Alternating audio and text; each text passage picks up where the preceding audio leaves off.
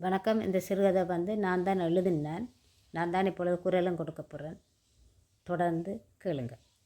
எனக்கு வரமாக வந்தவள். எந்த குடும்பத்தில் 6 உங்கள் குடும்பத்தில் 7 இருக்க எல்லாம் சேர்த்தால் 13 ஆகிறது. அப்போ ஒரு 10வது பெற்றிட வேண்டாமா என்று கணவன் கூற சுமிக்கு சிரிப்பே அடக்க முடியவில்லை. ஐயோ, ஒன்றையே பெற்றெடுக்க படும் பாடு. யாரும் உதவிக்கும் இல்லாமல் இருக்கையில் இது எல்லாம் சரிப்பட்டு வராதென்றாள். ஏன் சுமி, நான் தானே உனக்கு பக்கபலமாக இருக்கிறேன் என்றவாறு அவளை கட்டி அணைத்து வயிற்றை வருடினான். எல்லா வலிகளையும் சகித்து பெற்றெடுத்தால் ஒரு சிங்கக்குட்டி. அவன் சீனு. மீண்டும் தாயாகி உலகிற்கு வந்த குட்டி தேவதை ரேணு. இருவரின் குறும்புகளுடன் கேட்கும் கேள்வி கணைகளையெல்லாம் சிந்திக்க கூடியதாக இருக்கும். கணவன் காலை வேலைக்கு சென்று சாயந்தரம் திரும்புவதால் பிள்ளைகளுடன் போதுமான நேரம் செலவழிப்பது குறைவு. சுமிதான் பிள்ளைகளுடன் பெரும்பகுதி நேரத்தை செலவிடுவாள். அவளுக்கும் அவர்களே உலகம். இப்படியாக ஒரு நாள் சுமி வீட்டு தொலைபேசியில் பேசிக்கொண்டிருக்க ரேணு கதிரை மேல் நிற்க தவறுதலாக கதிரையை சீனு இழுக்க ரேணு விழுந்ததில் காயம் ஏற்பட்டுவிட இரத்தத்தை கண்ட சீனு பயந்து, அம்மா, நூடுல்ஸ் போட்டு சாப்பிட கொடுங்கள், சீக்கிரம் காயம் மாறிவிடும் என்ற 4 வயது சீனுவின் வார்த்தைகள் தனிமையில் இருந்த அவளையும் சிந்திக்க வைத்தது. இருவரும் கல்வியிலும் குணத்திலும் சிறந்தவர்களாக வளர்ந்தனர். வளர வளர இருவரும் அன்பாக இருந்தாலும் மாறிவிடும் நாட்களும் இருக்கத்தான் செய்தது. இருவரின் சண்டைகளை சில தருணங்களில் கண்டும் காணாதது போல் சமையலிலும் வேறு காரியங்களிலும் அவள் நகர்ந்திடுவாள். சண்டை நேரங்களில் பட்டப்பெயர்களும் வாயில வந்துடும். சுமி தனக்குள்ளே சிரித்தபடி தனது சகோதரர்களுடனான கடந்த கால வாழ்க்கையை மீட்டெடுத்து கொள்வாள். இருந்தாலும் அந்த நேரத்தில் நாம் மாமரத்தில் ஏறி தொங்குவதென்றும் ஊஞ்சல் ஆடுவதென்றும் கிட்டி விளையாடுவதென்றும் வீட்டுக்கு வெளியே செய்த அட்டகாசங்கள் இவர்களுக்கு கிடைக்கவில்லையே என்று நொந்து கொள்வாள். வயதும் 18 ஒரு சில மணித்தியாலங்கள் வேலை பார்த்து தனக்கு வேண்டியதை வாங்கியும் பிறந்த நாளைக்கு பெற்றவர்களுக்கு பரிசுகள் கொடுத்தும் மகிழ்வாள் ரேணு.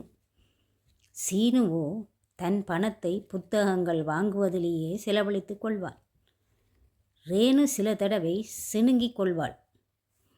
புத்தகம் புத்தகம் என்று வாங்கி குவிக்கிறான், ஒரு தடவையாவது ஏதாவது எனக்கு வாங்கி தருகிறானா கேளுங்களவனை என்றதற்கு அவன் தனக்கே உடுப்புகள் வாங்க மாட்டான், நீ வேற என்பாள் சுமி. உனக்கு தெரியுமா, நீங்கள் சிறுவர்களாக இருந்தபோது இருவருக்கும் விரும்பியதை வாங்கும்படி பணம் தந்தபோது ஏன் சீனு இனிப்பு ஏதும் வேண்டவில்லை என்றதற்கு தங்கச்சி வாங்கியிருக்கிறாள் என்பான். அப்போ பாரு ரேணு, அவன் காசை விடமாட்டான். அவன் உனக்கு பெரிய வீடு வாங்கி தர சேர்க்கிறான் போல இருக்குது என்பாள். எது எப்படி இருந்தாலும் அண்ணாவை அழகுபடுத்துவதும் அவள்தான். அவனும் அழகாக இருக்கு, நன்றி என்று சிரித்து கொண்டு முத்தங்கள் பரிமாறுவான். படம் பார்க்க செல்வதிலிருந்து ஒற்றுமையாக அன்பு பாசம் கொண்டவர்களாக வளர்ந்தனர். கணனி வேலைகளில் கைதேர்ந்த சீனுவிடம் தனக்கு வேண்டியதை பெற்றுக்கொண்டு காரியத்தை முடித்து கொள்வாள் ரேணு. செய்வதற்கு பின்வாங்கினால் தெரியுந்தானே, உனக்கு என்ன உதவி தேவைப்படும் நேரம் நான் எதுவும் செய்ய மாட்டேன் என்னும்போது தங்கைக்கு வேண்டியதை செய்திடுவான். சீனு அதிகம் தனிமையில் புத்தகங்களுடனேயே பேசிக்கொள்வான் என்று சொல்லலாம். ஒரு புத்தக பூச்சி எனலாம். அறிவிலும் சிறந்தவனாக திகழ்ந்தான் சீனு. ஈன்ற பொழுதில் பெரிதுவக்கும் தன் மகனை சான்றோன் என கேட்ட தாய் என்ற திருக்குறளுக்கு நாங்கள் பெற்றோர் மகள கல்வியில் இருவரும் சிறந்து விளங்கினர். இருவரும் படிப்புக்கு ஏற்றாற்போல வேலையும் கிடைத்துவிட தத்தம் கால்களில் நின்றார்கள். அடுத்தபடியாக பெற்றவர்கள் கல்யாண பேச்சை ஆரம்பிக்க தங்கைக்கு முதலில் செய்யும்படி கூறினான் சீனு. அவன் விருப்பம் போல் ரேணுவுக்கு ஏற்பாடுகள் நடைபெற்று கொண்டிருந்தது. ரேணு, உன்றை அண்ணா என்னவாம் வேண்டித்தர போகிறான் என்று தோழிகள் கிண்டல் பண்ணுவதும் உண்டு. திருமண நாளும் அண்டியது. தடல் புடலாக வேலைகள் நடைபெற்று கொண்டிருந்தது. சீனுவும் ஓடி ஓடி வேண்டியன செய்து உதவினான். ரேணு தனது அறையிலிருந்த பொருட்களை எடுத்து அடுக்குவதில் மூழ்கி இருந்த வேளை உள்ளிட்ட அவன், ரேணு, இனி எனக்குத்தான் உண்ட அறையும் என்று நான் சீனு. ஓ, நல்லது, 2 அறையும் சேர்த்து நூலகம் ஆக்கலாம் என்ற நினைப்பு உனக்கு என்ன என்ற ரேணுவுக்கு, அப்படி ஒன்றுமில்லை, ஒரு விளையாட்டாக சொன்னேன் என்றபடி நகர்ந்தாள். நாட்களும் நகர்ந்தது. திருமண நாளன்று சொந்த பந்தம் சிநேகிதம் என்று மண்டபம் நிறைந்திருக்க மேள தாளத்துடன் மணமகளாக தங்கை அலங்காரங்களுடன் மெல்ல நடந்து வந்த காட்சி இது கண்களே போதாமல் இருந்தது அவனுக்கு. பெற்றவர்கள் ஆசியுடனும் அண்ணனின் ஆசியுடனும் திருமணம் இனிதாக நிறைவேறியது. பரிசுகளும் குவிந்தபடி இருந்தது. சீனு ஒரு சிறு பெட்டியை பரிசாக நீட்டினான்.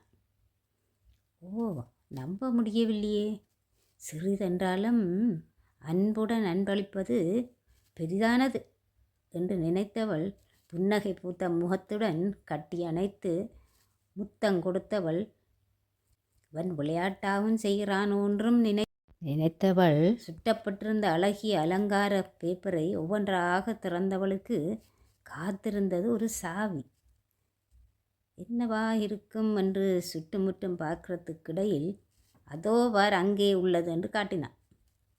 அவளும் சூழ நின்ற தோழிகளும் ஓ என்று வாயடைத்து நிற்க, சீனு, இத்தனை காலமும் நீ ஒரு கஞ்சன் என்று தான் நினைத்திருந்த, என்னால் நம்ப முடியவில்லை என்றவாறு ஆனந்த கண்ணீருடன் அவனை கட்டி அணைத்து நன்றி கூறி, நான் விரும்பிய வாகனத்தையே தந்துவிட்ட என்றவாறு முத்தம் கொடுத்தாள். பெற்றவர்களும் அவன் செயலில் பெருமிதம் கொண்டனர். இனிதே எல்லாம் நிறைவேறி விடைபெறும் நேரமும் வந்தது. தங்கையுடனான கடந்த வாழ்க்கையை எண்ணியவன், ரேணு, என்னை பார்க்க வருவாய்தானே என்றவனுக்கு, இதென்ன கேள்வி, கட்டாயம் வருவேன் என்றாள். கலங்கிய கண்களுடன் அண்ணனின் பரிசு வாகனத்தில் கட்டியவனுடன் கையசைத்து சென்றாள். பார்த்த கண் மூடாமல் கண்ணிலிருந்து மறையும் வரை நின்றவனை, சீனு, வா போகலாம் என்ற அம்மாவின் அழைப்பை கேட்டு திரும்பினான். வீட்டை அடைந்து வாசற்கதவை திறந்ததும் வீடே அமைதியாக இருப்பதை உணர்ந்தான். தூங்கச் சென்றவனுக்கு ஒரு நாளும் இல்லாமல் அவன் கண்களில் முத்தாக கண்ணீர் கன்னங்களை தொட்டது. எனக்கு வரமாக கிடைத்தவள் என்றபடி அவளின் அன்பு வார்த்தைகள் குறும்புகளையும் மீட்டபடி கண்ணயந்தான் சீனு. நன்றி, வணக்கம். உங்கள் கருத்துக்களை எனக்கு அறிய தாருங்கள். நன்றி, வணக்கம்.